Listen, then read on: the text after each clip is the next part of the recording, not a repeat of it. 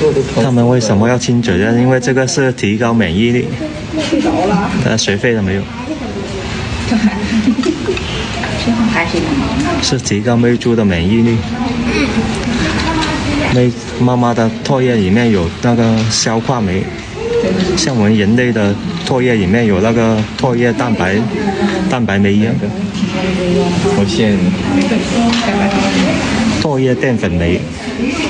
但是没有云台的比我稳定。哇，真的吗？你要不要练一下？每天做50个俯卧撑就行了。我信了你个屁！对，淀粉酶。你明明是用手抵着那嘴吻。